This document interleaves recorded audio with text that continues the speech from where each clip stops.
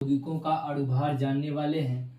तो कैसे यौगिकों का अणुभार किसका कितना होता है, तो यहाँ पे दिया गया है। सबसे पहला जो दिया गया है NaCl दिया गया है, इसका हो जाएगा 58.5 हो जाएगा। इसका ये सोडियम क्लोराइड है यानी नमक, इसका कितना हो जाएगा 58.5 हो जाएगा।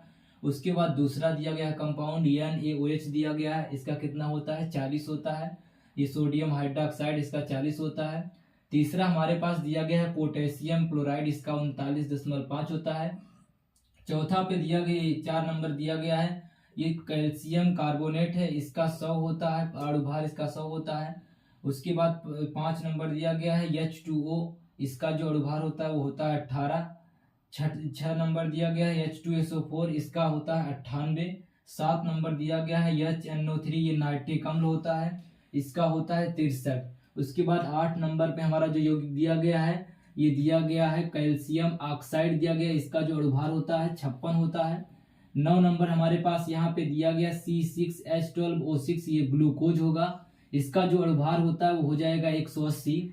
10 नंबर दिया गया है यहाँ पे सुक्रोज यानी चीनी दिया गया, C12H22O11 दिया गया, इसका अणुभार जो 342 होता है। 11 नंबर दिया गया है NH3, ये अमोनिया होता है, इसका जो अणुभार होता है ये 17 होता है। 12 नंबर हमारे पास दिया गया है NH2CuONH2 दिया गया है, इसका जो अणुभार होता है ये यूरिया होता है, इसका अणुभार जो होता है कितना होता है 60 होता है। 13 नंबर हमारे पास दिया गया C2H5OH दिया गया, ये एथिल एल्कोहल होता है, इसका अणुभार 46 होता है।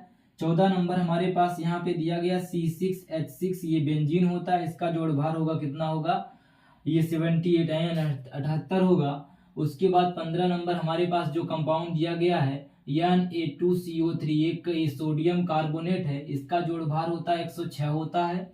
16 नंबर हमारे पास यहाँ पे दिया गया है NaHCO3, ये सोडियम हाइड्रोजन कार्बोनेट होगा, इसका जो अणुभार होता है वो होता है 84।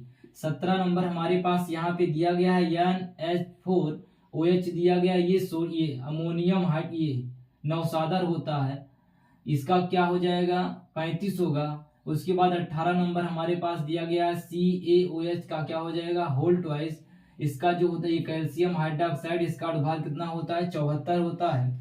19 नंबर हमारे पास D2O ड्यूटेरियम ऑक्साइड दिया गया है, इसका अणुभार 20 होता है। यहाँ पे दिया गया है 20 नंबर के ये कंपाउंड दिया गया है कैल्शियम क्लोराइड CaCl2 दिया गया है, इसका 111 होता है अणुभार। 21 नंबर हमारे पास जो लास्ट कंपाउंड दिया गया है वो होता है HCl, इसका होता है 36.5। तो इसको आप तैयार कर पाएंगे, जिसकी सहायता से आपके पास दिया जाएगा नॉर्मलता, मोलरता, मोललता, मोलेंस, मोल प्रभाव, जितने भी दिए जाएंगे, जितनी भी सांद्रताएं आएंगी आपके पास, अगर उसमें पूछेगा कि आप इसका अणुभार स्मॉल m आपसे पूछेगा, तो अगर आप इतना तैयार कर पाते हैं तो हो सकेगा कि अगर कोई कंपाउंड आ जाए